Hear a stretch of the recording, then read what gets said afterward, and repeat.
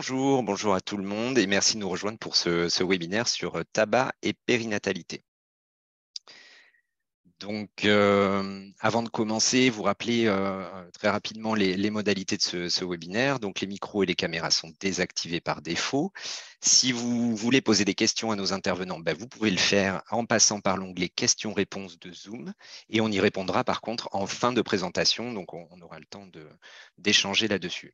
Quand vous quitterez le webinaire, une page Internet s'ouvrira sur un questionnaire de satisfaction et donc on vous invite à prendre juste quelques secondes pour y répondre parce que ça nous aide beaucoup pour nous améliorer à chaque fois.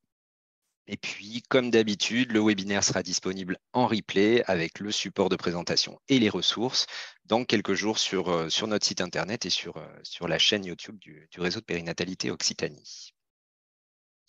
Donc, une petite présentation pour vous rappeler que nos webinaires sont donc des actions de sensibilisation et non de formation. C'est un format volontairement court, en espérant que ça vous donne envie d'aller un petit peu plus loin par la suite sur cette thématique-là. Et ils sont donc portés par les pôles thématiques du réseau. Donc, en l'occurrence, ce webinaire, il est porté par le pôle parcours périnatal, dont la mission principale est d'optimiser le parcours de la femme, du coparent et de l'enfant au cours des 1000 premiers jours. Ce pôle, il est piloté par Dominique Foissin, qui est sage-femme coordinatrice sur le site de Toulouse, et j'en suis, entre autres, le référent territorial sur Montpellier et donc l'Est de la région. Vont donc intervenir aujourd'hui, et on les en remercie grandement, donc Annabelle Bombardier, qui est sage-femme tabacologue, elle est coordinatrice de la maison de santé pluriprofessionnelle de l'Autan, donc en Haute-Garonne, et elle a également une activité de formation.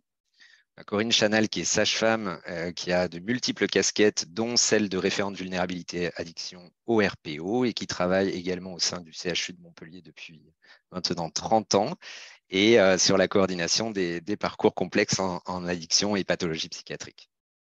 Sébastien Fleury, quant à lui, il est sage-femme tabacologue, coordinateur et chef du projet lieu de santé sans tabac au CHU de Toulouse. Et donc moi-même qui suis sage-femme coordinateur au RPO et accessoirement tabacologue. On note que certains intervenants ont précisé un lien d'intérêt avec un laboratoire qui commercialise des substituts nicotiniques, notamment. Et enfin, donc, on remercie les collègues du RPO qui ont été en soutien de l'organisation de ce webinaire, à savoir Dominique Foissin, qui est donc sage-femme coordinatrice du pôle parcours, Laurence Cochaillan, qui est assistante de coordination, et Bruno Serre, qui est notre chargé de communication. Alors, pourquoi un webinaire tabac et périnatalité aujourd'hui? C'est que demain, 31 mai, aura lieu la journée mondiale sans tabac qui a été lancée en 87 par l'OMS. Et c'est l'occasion de rappeler donc à tous les niveaux les dangers du tabac sur la santé. Ce danger est connu et pourtant, sans vouloir donner trop de chiffres, mais simplement rappeler que l'enquête nationale périnatale de 2021 nous renseigne sur le tabagisme et notamment le tabagisme maternel avant la grossesse qui avoisine les 30%. Au troisième trimestre, ce sont plus de 12% des parturientes françaises qui sont encore fumeuses. Et cette moyenne est plus élevée en Occitanie. En parallèle, il y a seulement 2,4% des femmes qui ont reçu une prescription de traitement de substitution nicotinique. Ça, c'est la CEPAM qui nous renseigne là-dessus. Par contre, on note une amélioration du repérage et la diversification des prises en charge, que ce soit en ville ou à l'hôpital. Et c'est des exemples de telles initiatives qu'on souhaitait vous présenter aujourd'hui. Donc, le plan du webinaire, donc de ce qui va être abordé aujourd'hui, c'est d'abord Sébastien qui nous fera un retour d'expérience sur la démarche lieu de santé sans tabac qu'il coordonne sur le CHU de Toulouse. Annabelle nous présentera les enjeux de la prescription et l'intérêt du travail en réseau. Corinne nous présentera des outils et des ressources pour les professionnels de la périnate. Et après, on prendra un peu de temps pour répondre à vos questions. Voilà, je laisse la parole à Sébastien. Merci beaucoup Benjamin pour cette présentation. Donc, je remercie beaucoup le RPO de m'avoir invité pour parler de notre expérience sur le déploiement de la démarche lieu de santé sans tabac au CHU de Toulouse. Comme on dit, le meilleur pour la fin, donc c'est moi qui commence. Vas-y, merci. Alors, qu'est-ce que c'est la démarche lieu de santé sans tabac? Un petit rappel historique. Tout le monde connaît, on a tous vu des petits panneaux hôpital sans tabac dans nos établissements. Je ne sais pas si vous vous rappelez le visuel. C'était à l'époque créé par la MNH, qui était une mutuelle, et puis les hôpitaux de Paris, pour initier une démarche un petit peu d'arrêter le tabac à l'hôpital. C'est devenu c'est devenu le RESPAD, ce réseau, le réseau de prévention des addictions. Je vais en parler après parce que c'est le support national pour cette démarche. Et en 2017, ça a donné lieu création au projet qui s'appelle maintenant Lieu de santé sans tabac, parce qu'on ne voulait pas que ce soit juste hôpital, on veut un peu le déployer un petit peu à tous les établissements. C'est une priorité nationale depuis le plan national de lutte contre le tabagisme en 2018-2022. Et c'est coordonné au niveau national, donc par le RESPAD, avec des financements spécifiques du Fonds national de lutte contre les addictions au niveau des ARS, par des appels à projets. Vas-y, diapo suivante.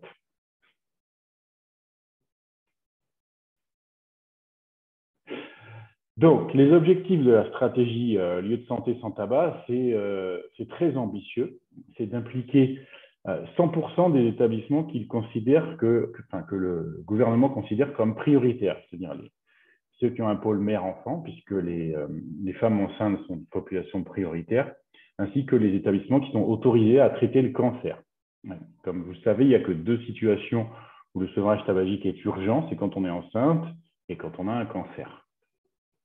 Pour au final essayer de couvrir 50% de l'offre de soins en France à plus ou moins long terme. Pour la suite, ça va peut-être s'étoffer si ça a du succès, si ça marche bien, mais on en parlera après. Diapo suivante. Un lieu de santé sans tabac, qu'est-ce que c'est?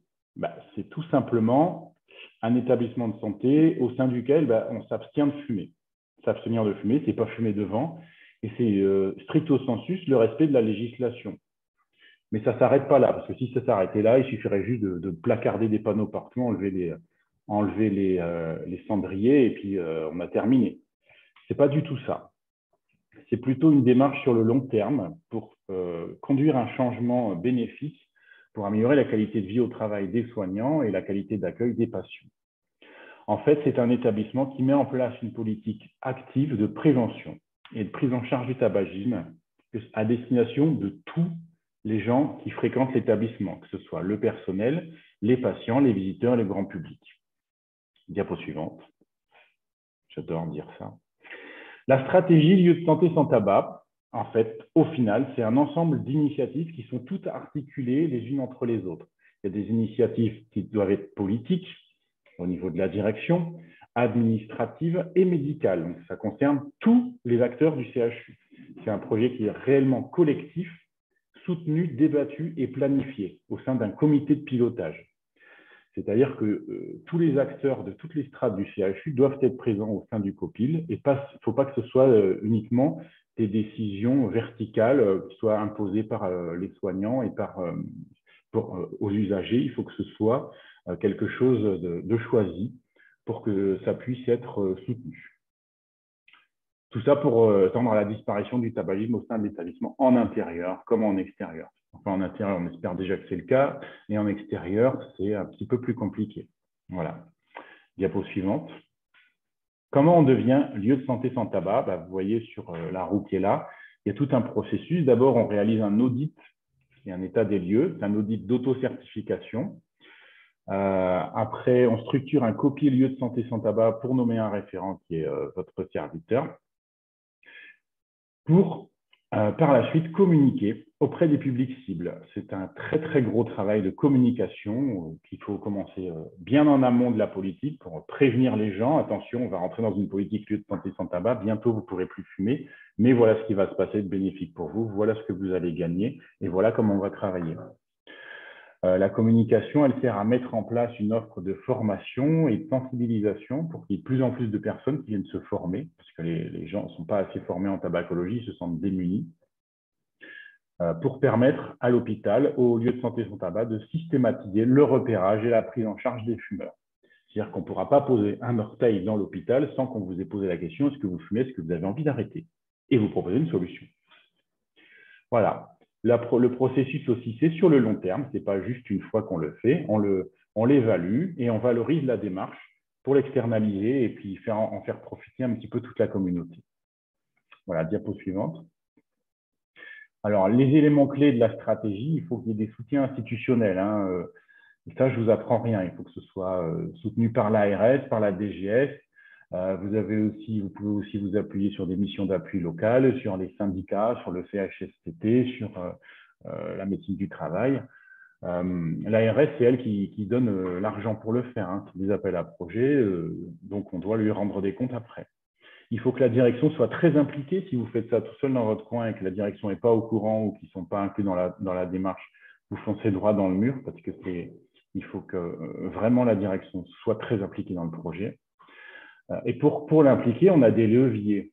Les leviers, ça peut être les accréditations, les partenariats locaux ou même les représentants des usagers qui formulent des recommandations ou des avis.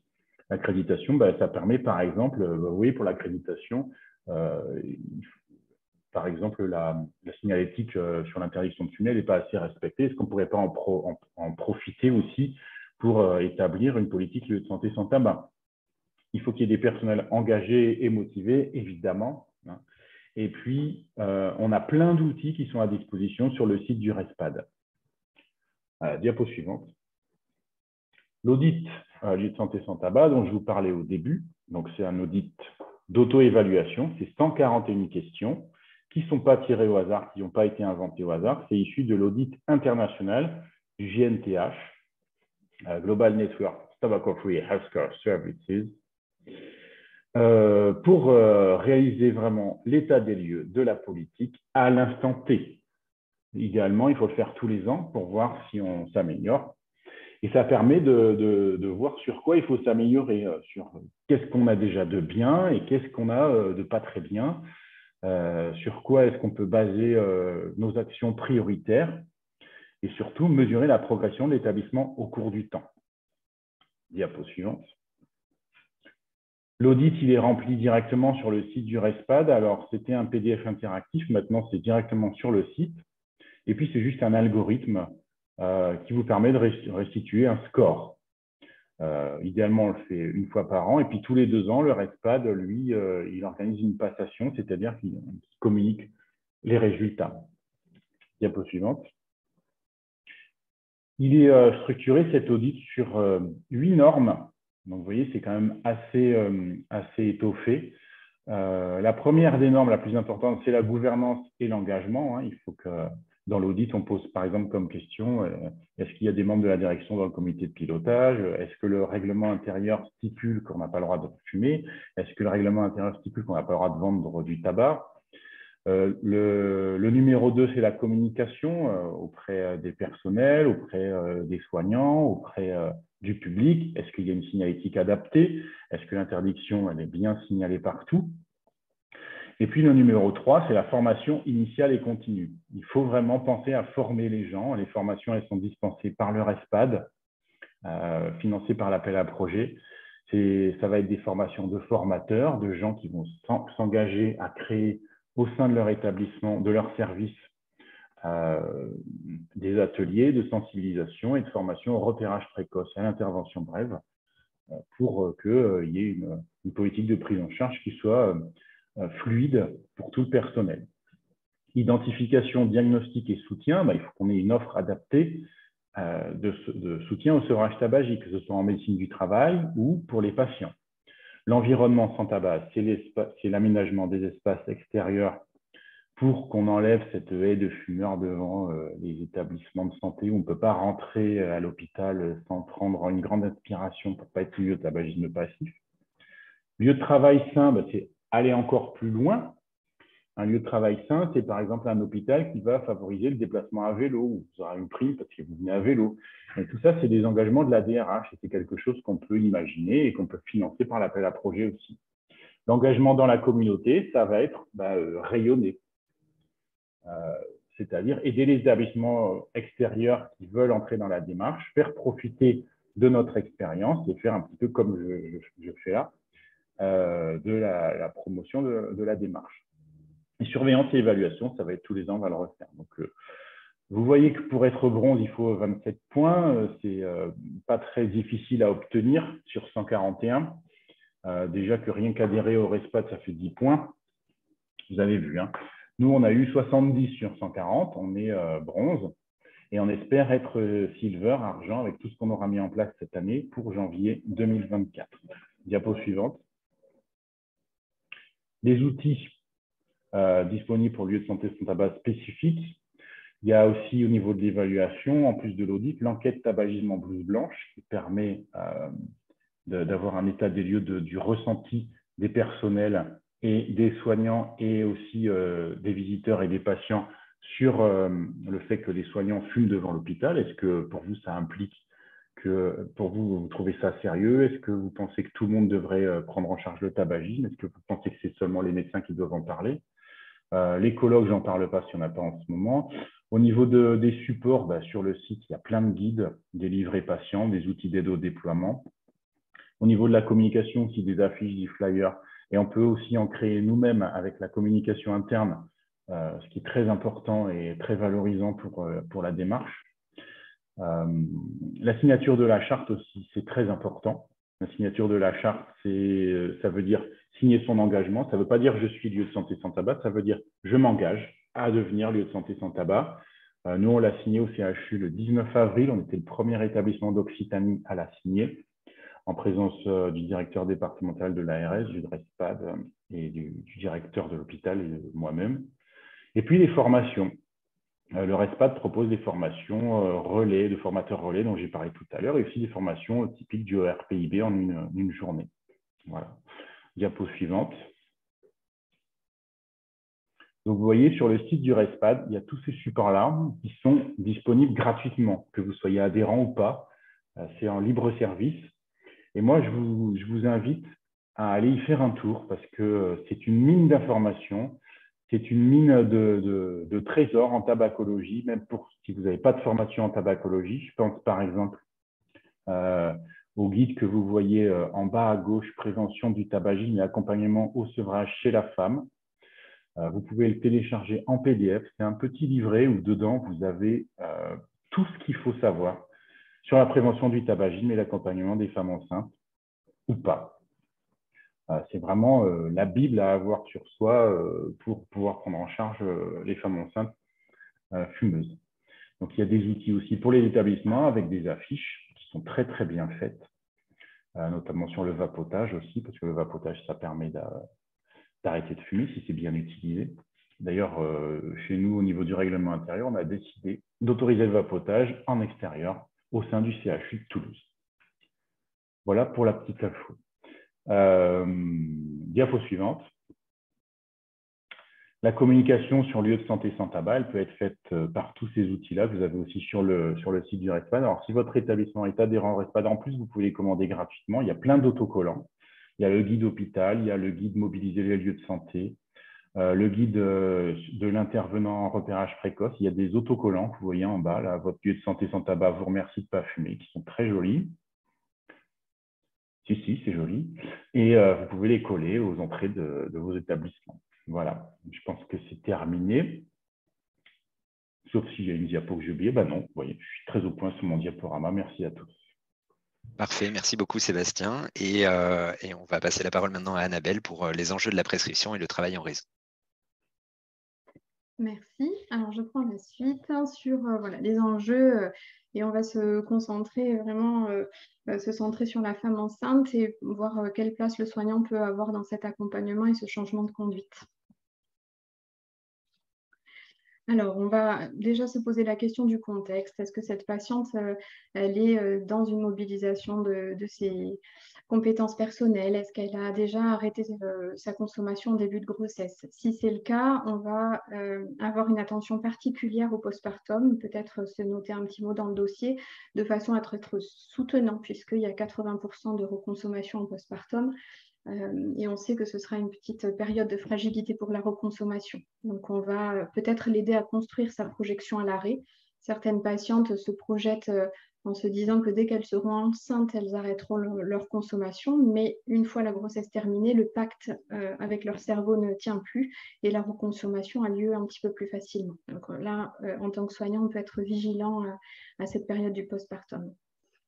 Si la patiente a initié un changement de conduite, elle a diminué sa consommation, on va évidemment la soutenir dans son changement de fonctionnement par rapport à la cigarette, mais on va avoir une petite lumière qui s'allume dans notre prise en charge, étant donné que souvent la patiente, si elle a diminué pour passer de de 4 à 2 cigarettes et on sait qu'il va y avoir une autotitration et qu'elle va peut-être changer sa façon de fumer, adapter son mode de fumage, tirer peut-être plus intensément. Et donc, pour notre substitution, ça va être intéressant à le tenir en compte. On peut se poser la question du statut tabagique du conjoint, les modes de consommation, je pense à la chicha dans le domicile conjugal, au tabagisme passif.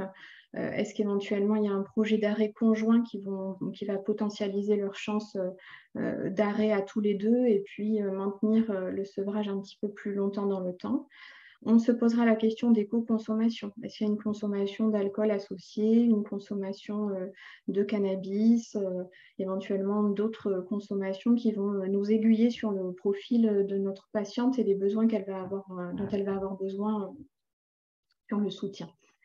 Est-ce qu'on ressent au cours de cette consultation des freins à l'utilisation des substituts? Est-ce qu'il y a des peurs à l'utilisation de la nicotine, les représentations, les croyances? Est-ce qu'il y a peut-être déjà des essais antérieurs avec des échecs? Enfin, voilà, quelles sont les représentations de l'utilisation des substituts pour cette patiente à ce moment-là? Un petit nuage de mots qui m'est venu vraiment dans cet accompagnement et dans notre posture de soignant, c'est vraiment garder notre posture d'empathie, être bienveillant, être dans le non-jugement et puis, comme le disait Sébastien, activer des leviers.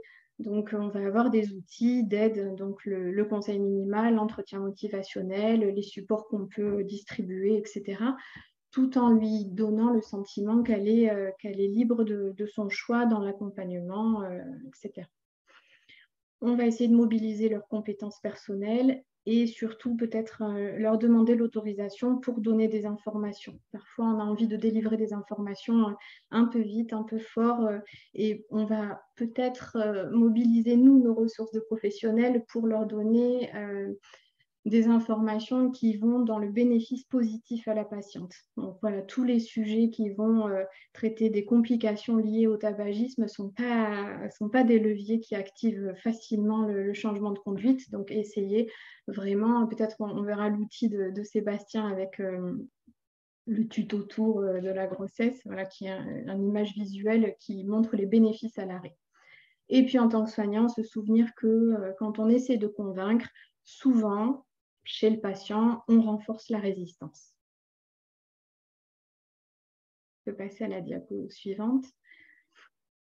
Dans la prescription, en tant que soignant, on a peut-être souvent l'intention que vraiment ça marche vite, comme le disait Sébastien. On a dans la grossesse un petit peu cette injonction à l'urgence de l'arrêt.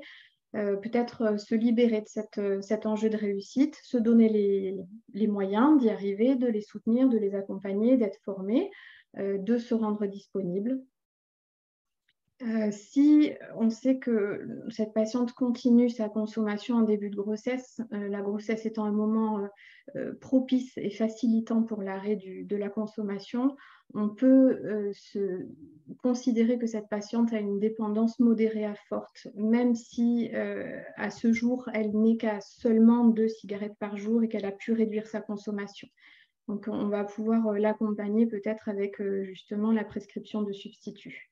Le testeur de CO, qui peut être extrêmement utile. Alors, si on travaille en cabinet de groupe ou à l'hôpital, c'est peut-être plus facile d'avoir accès à ce testeur qui va nous donner un reflet assez juste de la consommation sur les 24 heures qui précèdent. Et je rappelle ici que le CO, le monoxyde de carbone, a une très forte affinité à l'hémoglobine fœtale et c'est pour ça qu'on essaie au maximum de limiter voilà, l'inhalation de fumée de combustion.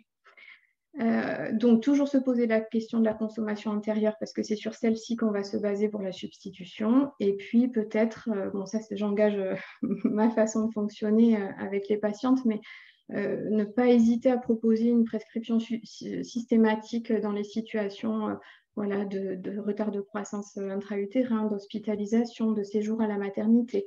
Voilà, parfois, les conjoints, par exemple, ne sont pas prêts à entamer un sevrage, mais ils sont d'accord pour réduire leur consommation sur le temps du séjour à la maternité, faire du pot à pot avec leur bébé. Donc ça, on peut initier le dialogue. Comment prescrire? Donc là, vous aurez des outils aussi qui suivent avec Corinne, hein, qui va vous présenter plein d'outils qui peuvent vous accompagner dans la prescription. Il y a aussi des ordonnances qui sont un peu préétablies, si ça peut vous guider dans la prescription. Souvent, pendant la grossesse, s'il y a besoin d'un patch, on va préférer une posologie sur 16 heures. Différents dosages sont accessibles, donc sur 10, 15 ou 25 mg. Il est vraiment fortement conseillé d'associer une forme orale. Et alors là, moi, je trouve que j'insiste beaucoup peut-être sur la taille de la pastille, le goût, est-ce qu'il préfère une gomme à mâcher, une pastille à sucer. Je pense que l'adhésion à cette forme orale va faciliter l'observance de la patiente. Dans nos repères, on sait qu'une cigarette manufacturée est égale à 1 mg de nicotine. Donc une cigarette roulée, elle, a l'équivalence d'incidence de 2 cigarettes manufacturées. Donc dans notre substitution, on va en tenir compte pour calculer notre dosage et notamment 7 cigarettes roulées vont correspondre à peu près à 14 mg de nicotine. En termes de prescription et d'arrêt de la prescription, on peut vraiment se laisser le temps, ça peut prendre plusieurs semaines et on n'est pas dans l'urgence d'arrêter les substituts nicotiniques. Les surdosages, alors le métabolisme de la femme enceinte est un petit peu activé, il ne faut pas avoir peur de peut-être majorer un tout petit peu le traitement si la patiente en ressent le besoin. Mais les signes qui peuvent faire penser à un surdosage sont les nausées, les céphalées. En général, les patientes l'identifient assez bien. Je rappelle juste les contre-indications pendant la grossesse à l'usage de la varenicline, du bupropion. Les sprays qui contiennent de l'alcool et puis la e-cigarette pendant la grossesse qui est encore avec un principe de précaution.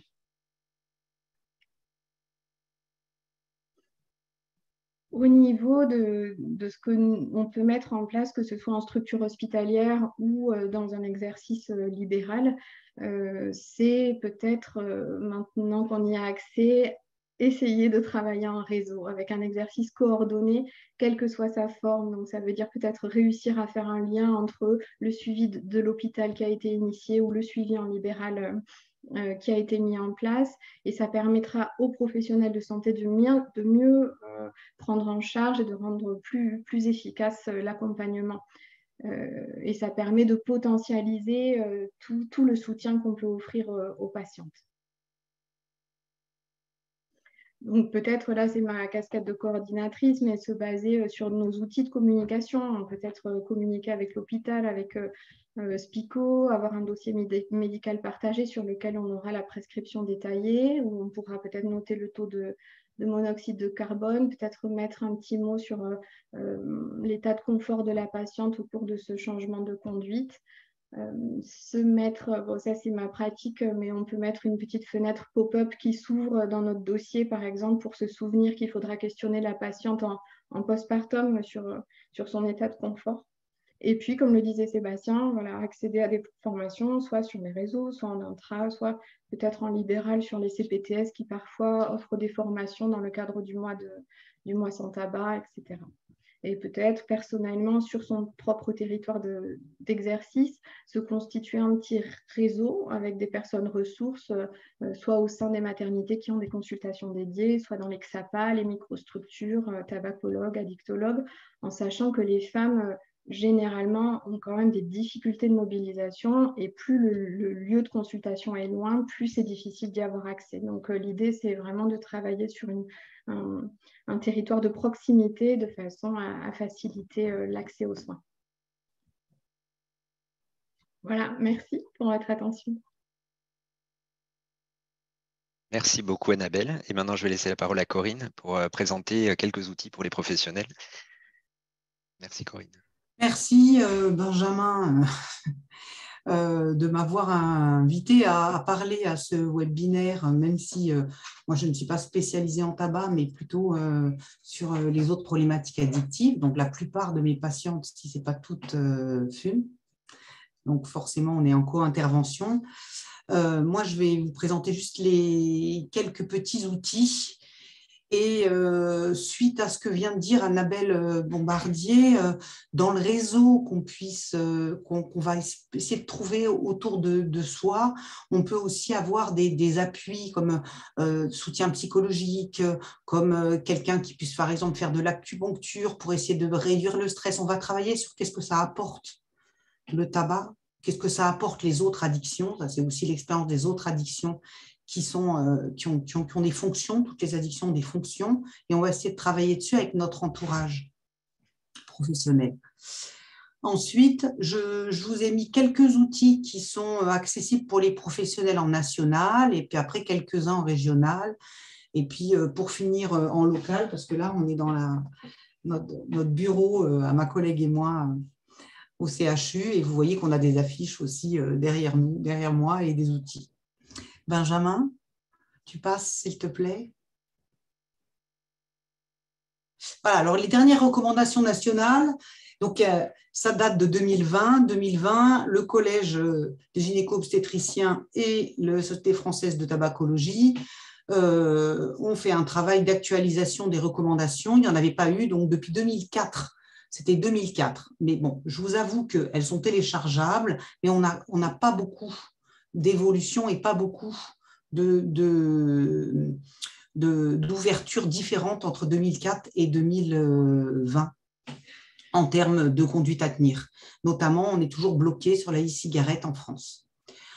Sur toutes les diapos, Sébastien nous a mis un joli QR code de façon à ce que vous puissiez en direct visualiser chacun des documents que je vous présente. Tu peux passer, Sébastien, la diapo suivante. Voilà, alors le site de l'assurance maladie, qui est accessible pour tout le monde, présente aussi un outil qui est téléchargeable, qui est assez complet, hein, un outil de 4 pages. Donc ça complète tout ce que Sébastien vous a présenté sur le site du RESPAD. Voilà, une association entre le Collège des sages-femmes, des Françaises de tabacologie, et la FFRSP, la Fédération française des réseaux de santé en périnatalité. Voilà, donc on retrouve à peu près tout, hein, le questionnement minimal, les risques, évaluer, prendre en charge et les traitements nicotiniques, bien sûr. On passe la diapo suivante. Alors, on parlait de réseau tout à l'heure. Il y a possibilité, tant pour les professionnels que pour les patients, de rechercher un tabacologue autour de soi, autour de son domicile. Donc, vous voyez que sur le site de Tabac Info Service, vous avez trouvé un tabacologue vous mettez votre code postal, votre adresse, et vous pouvez chercher dans tous les départements de France et d'outre-mer. Le site est joignable en permanence avec un numéro de téléphone gratuit. Et si vous allez sur le site Internet, vous voyez qu'il y a un certain nombre d'outils pour les professionnels. Il y a un espace pour les personnes, pour les usagers, et un espace pour les professionnels. On peut passer la suivante avec une spécificité grossesse. Alors, si vous voulez télécharger des documents ou les commander pour les mettre dans vos salles d'attente ou dans vos cabinets, vous avez la brochure de Santé publique France que les professionnels peuvent commander gratuitement dans la quantité qu'ils le souhaitent. Bon, elle est assez simple, mais assez parlante. On passe à la diapo suivante. Voilà. Alors, on a un petit peu travaillé au réseau périnatalité aussi. On avait travaillé sur un référentiel long en 2017, puisqu'on n'avait pas de recommandation depuis 2004. Maintenant, il y a celle du collège, donc c'était plus nécessaire. Mais on a, à la demande des gynéco-obstétriciens notamment, fait des fiches techniques de conduite à tenir sur les consommations de tous les produits, y compris du tabac. Donc, la commande, c'était d'avoir juste une feuille recto-verso en format A4, de façon à ce qu'elle puisse être mise dans des cahiers de protocole. Donc, toutes les feuilles ont ce même plan avec pourquoi l'aborder, comment l'aborder, et ensuite des conduites à tenir. Page suivante. Là, on revient un petit merci à Sébastien Fleury, qui a travaillé avec le réseau Matermip au départ et puis RPO ensuite pour présenter des outils ludiques avec Cindy et Rosemary, donc des petits Playmobil activés avec des vidéos très sympas qui axent beaucoup sur les bénéfices de l'arrêt. Donc, c'est déconstruire les idées reçues des patientes et puis travailler sur le bénéfice de ce qu'on peut retrouver en arrêtant de fumer.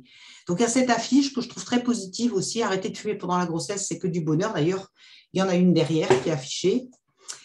Et puis voilà, donc vous pouvez les télécharger aussi ou les visionner même avec vos patientes. C'est très court, ça dure entre 2 et 3 minutes.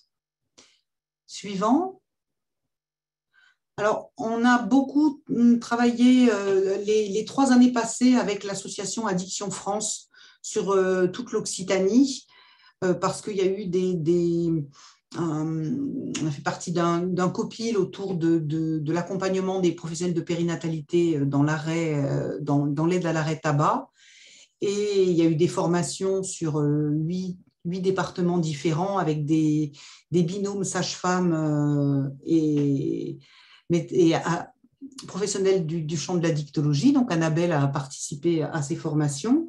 Et Floria Mérieux, qui est professionnelle donc, du champ addicto, a créé des brochures pour aider les professionnels dans l'accompagnement des personnes tabagiques. Donc, au départ, on lui avait demandé de venir présenter et elle nous a envoyé toutes ces diapos pour qu'on les présente pour elle parce qu'elle est occupée sur une autre présentation.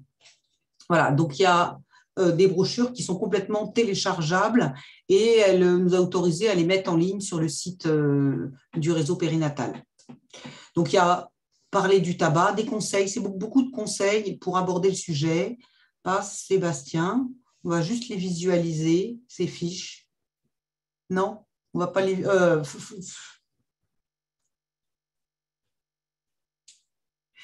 Voilà, accompagner à la réduction et à l'arrêt. Allez, Benjamin. Voilà, des fiches recto-verso qui sont pliables en 3. Tu peux continuer, qu'on puisse les visualiser. Et la dernière, c'est pour donner aux patients, c'est un professionnel vous a donné un substitut nicotinique et c'est en fonction de votre ressenti, de ce que vous sentez, si vous êtes surdosé, sous-dosé, les conduites à tenir. Donc, ça permet de donner un document en même temps qu'on prescrit des substituts nicotiniques. Voilà, puisqu'on est parti du national pour aller jusqu'au local, donc comme je suis aujourd'hui au CHU à Montpellier, je vous présente aussi le protocole de sevrage tabagique du CHU. Alors, c'est une carte qui existe ou en format A4 ou en petit format et qui est posée dans tous les bureaux de consultation depuis une dizaine d'années, avec des conduites à tenir pratiques pour que tout professionnel de consultation puisse prescrire des substituts nicotiniques. Donc, on utilise un appareil pour mesurer le taux de monoxyde de carbone. Donc, il y en a un dans chaque salle de consultation et il y a cette affiche à côté, de façon à faciliter la prescription des substituts nicotiniques par tout professionnel, même si ce n'est pas la sage-femme tabacologue. Voilà, donc c'est un outil qui a été fait par la sage-femme tabacologue de notre établissement qui s'appelle Catherine Marcet. Et nous ne sommes pas lieu de santé sans tabac, mais par contre, on avait signé la charte maternité sans tabac il y a presque 20 ans. Voilà, donc il y a eu une formation de tous les professionnels de la maternité, toutes, y compris les aides-soignantes et les secrétaires. Voilà. Au niveau des formations, et on a cherché avec Benjamin des formations aussi qui sont accessibles facilement. Alors, le diplôme interuniversitaire, ce n'est pas accessible facilement, mais c'est très enrichissant et c'est diplômant. Mais il existe aussi un MOOC qui est accessible gratuitement visionnable sur un temps court et qui donne aussi pas mal d'outils. Et puis après, dans le cadre de Moi sans tabac, tous les ans, il y a des formations qui existent sur tous les territoires où il y a toujours des sages-femmes qui s'inscrivent. Et il y a notamment une formation intéressante sur l'entretien motivationnel.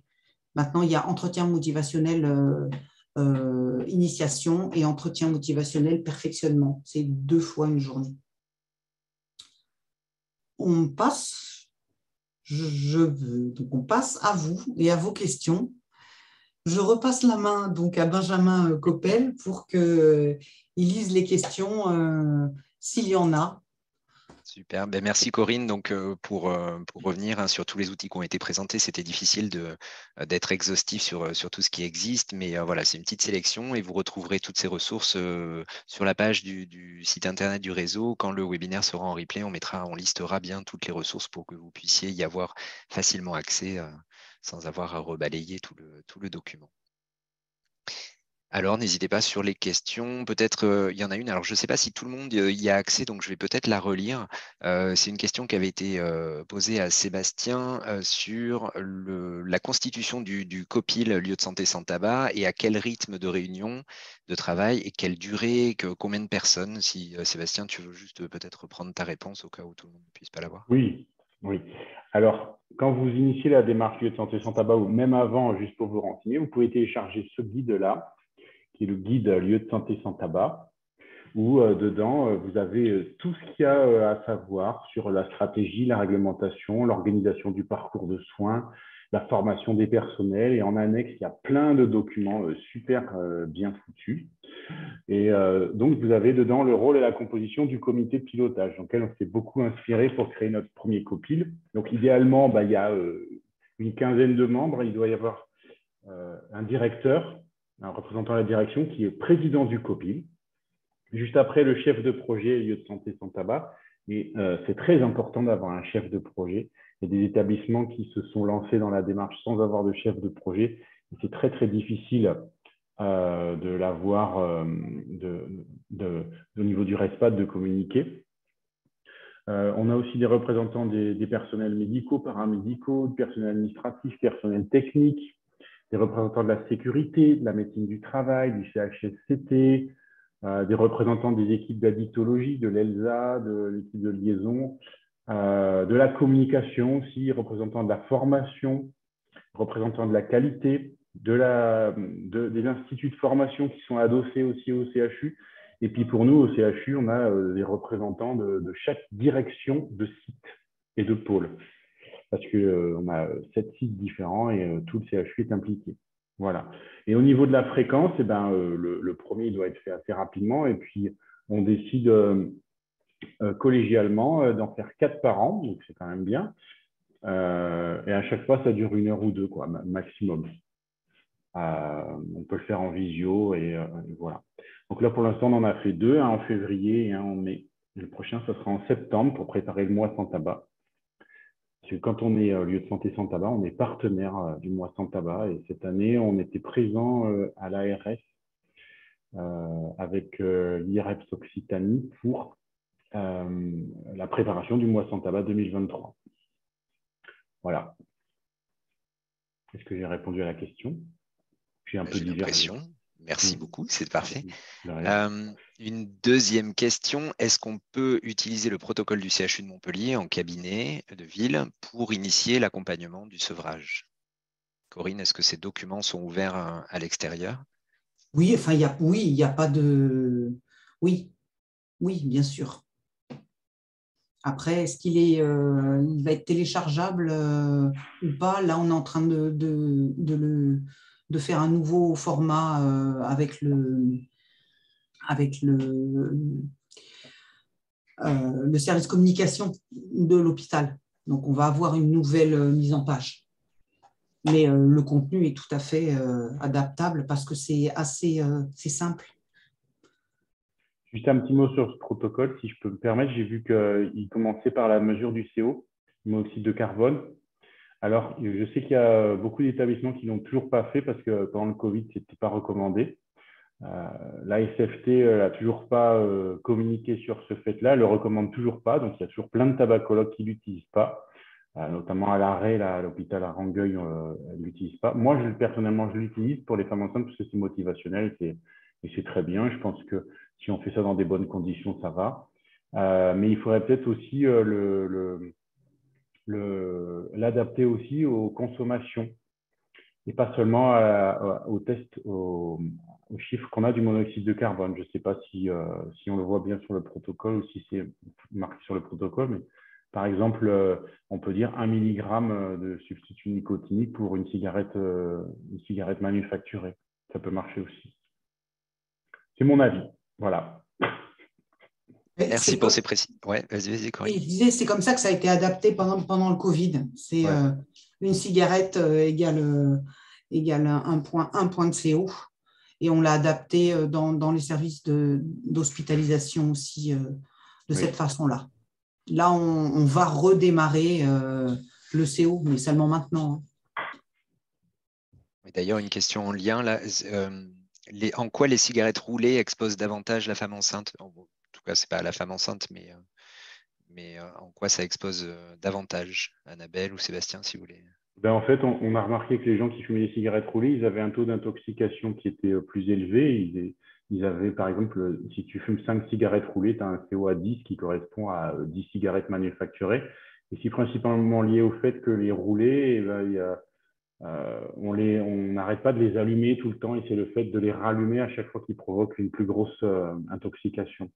Ce n'est pas le fait qu'il y ait un filtre ou pas, mais c'est prouvé qu'une cigarette roulée, c'est l'intoxication de 2 manufacturés. Et un joint avec du cannabis, la marijuana, c'est 5 cigarettes au niveau d'intoxication. C'est encore pire. Merci pour ces précisions.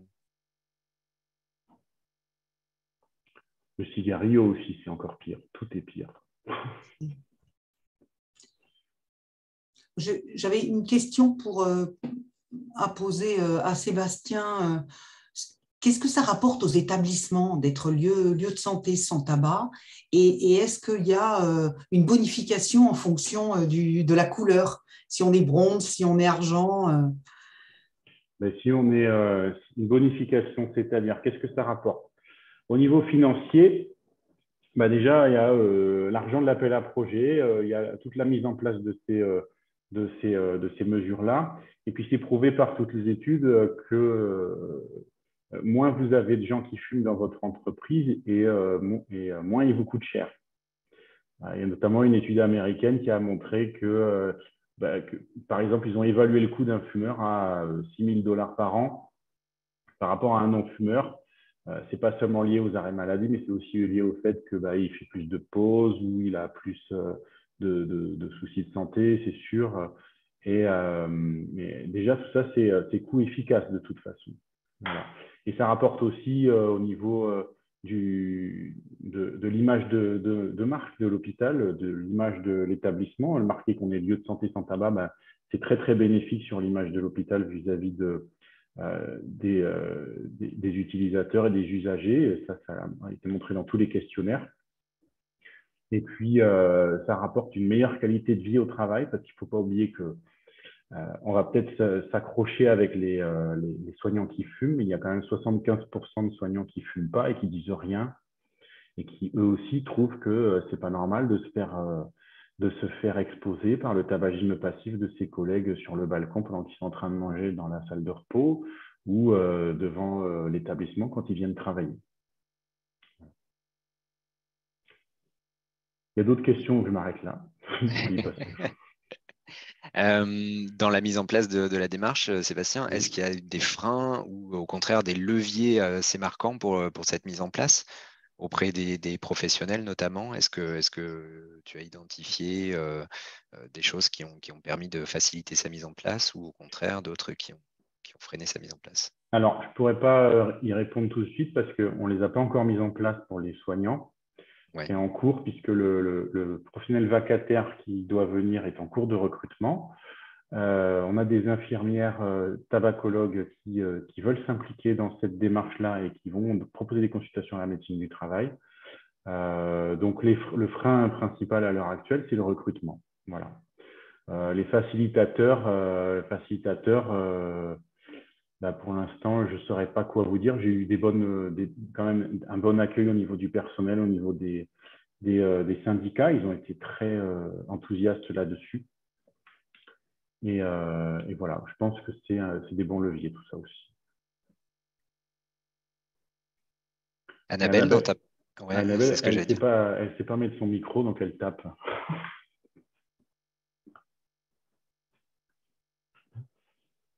Tu vois qu'elle ne sait pas mettre son micro. Si. Alors, comment mettre en place un projet lieu de santé sans tabac ou équivalent au sein d'une CPTS ou d'une MSP? Alors, pour l'instant, le projet tel qu'il est lieu de santé sans tabac, il n'est pas prévu pour les CPTS et les MSP. Cependant, comme j'ai eu beaucoup de questions là-dessus, notamment aux assises la semaine dernière, j'ai interrogé le RESPAD sur cette problématique et ils m'ont dit qu'ils sont en train d'y réfléchir. Donc, ça veut dire qu'ils vont peut-être créer un label MSP sans tabac, pourquoi pas, ou alors intégrer les MSP, les CPTS dans les lieux de santé sans tabac. C'est quelque chose que vous devriez scruter sur le site du RESPAD et que moi, je vais aussi scruter pour vous donner l'information. Mais en attendant, tous les outils qui sont disponibles sur le RESPAD et qui sont gratuits, allez-y, servez-vous, il y a tout ce qu'il faut. Et puis aussi, vous pouvez aussi trouver des appuis peut-être au niveau de vos appels à projets locaux, de vos, je ne sais pas moi, du conseil général ou de la région, monter un projet avec une proposition de financement qui s'appuie sur le dossier d'appel à projet de l'ARS pour les hôpitaux sans tabac, pour les lieux de santé sans tabac. Voilà. Avec, je ne sais pas, demander des formations pour de la signalétique, vous demandez du temps de graphiste, vous demandez de l'achat de support, vous faites des devis pour l'achat de support avec marqué un joli écriteau, vous demandez des devis pour des formations pour former vos personnels et vos MSP. Ça peut remplir un beau projet, mais il faut se retrousser les manches pour l'instant. Annabelle, tu veux prendre la parole? Oui, tu vois, je peux réactiver mon micro aussi. Non, je vois une petite question sur la mise en place d'actions sur une CPTS. Donc, effectivement, ça dépend un petit peu de la mission socle de la CPTS. Moi, la CPTS sur laquelle j'exerce, en tout cas le territoire couvert, une des missions est la prise en charge et l'accompagnement de la BPCO. Donc, évidemment, le sevrage tabac fait partie des missions que peut se fixer cette CPTS. Et donc, dans le cadre de la réponse à des appels à projets, notamment le mois sans tabac, la CPTS a répondu à cet appel à projet et a permis une formation, de délivrer une formation sur la CPTS gratuite pour les participants et initier des actions au sein des maisons de santé, des maisons de santé du territoire notamment. Et puis j'ai vu une autre petite question sur proposer systématiquement patch et forme orale, quelle que soit sa consommation. Je pense que c'est variable en fonction des situations. Hein. La patiente qui a besoin d'un petit accompagnement pour terminer son changement de conduite parce qu'elle a vraiment envie d'être à zéro tabac pendant sa grossesse, peut-être on va la soutenir soit avec seulement des formes orales, soit peut-être il va falloir associer les deux. Peut-être chez certaines, il faudra, comme le disait Corinne, lui proposer un accompagnement complémentaire par un accompagnement psychologique ou des TCC, ça dépend un petit peu des situations et du profil de la patiente. Voilà. On rappelle les que j'aurais TCC. répondu.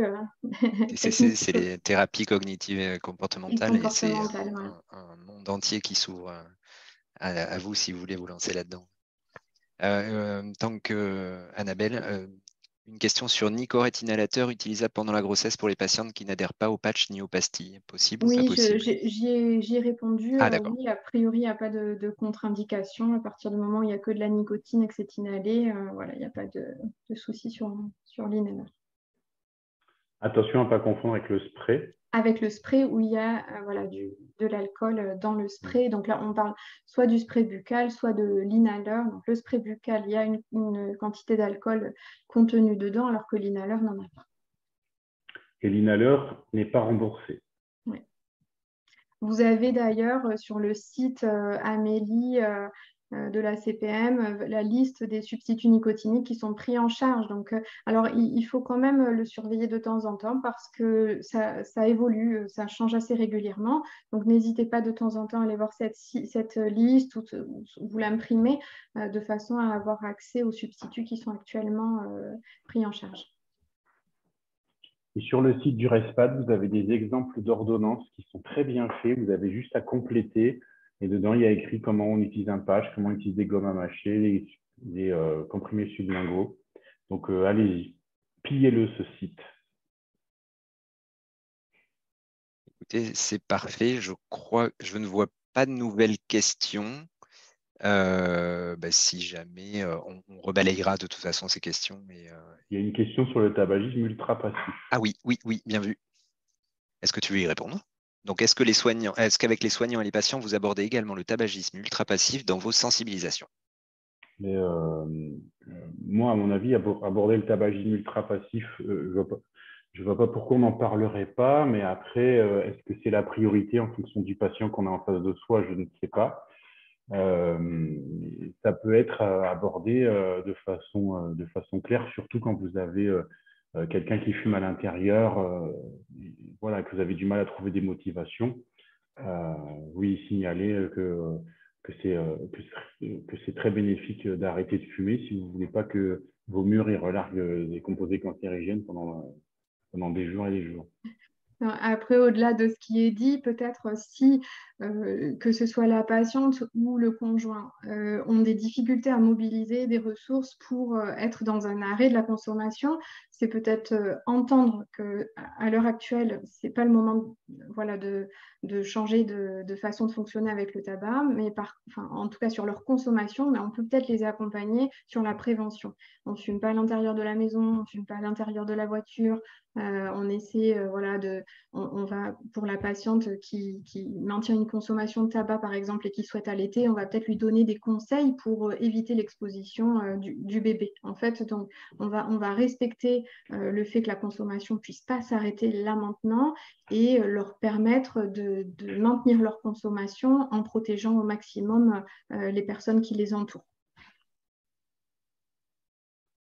Parfait. Merci beaucoup. Écoutez, on arrive au terme de ce webinaire. Je ne vois plus de questions. Je vous remercie toutes et tous d'avoir participé à ce webinaire. Un remerciement particulier à nos intervenants et intervenantes. Donc, merci beaucoup. Je vous mets une diapo pour comment nous contacter, donc soit par mail, soit par le site internet du réseau, soit sur nos réseaux sociaux. Et on vous remercie bien. On vous donne rendez-vous pour les prochaines actions, donc les prochains webinaires qui auront lieu à l'occasion de la Semaine nationale de santé sexuelle qui a lieu sur la première quinzaine de juin. Et on vous donne rendez-vous sur un premier webinaire grossesse, addiction, hépatite, où on retrouvera Corinne, entre autres, le 1er juin et le 6 juin sur questions de sexualité à destination du grand public. Vous retrouverez toutes ces infos sur les actus du site internet et sur nos réseaux sociaux. Le webinaire sera en replay, je pense, à partir de début de semaine prochaine. Et puis, on vous invite à répondre au questionnaire de satisfaction. Voilà, merci encore et à bientôt.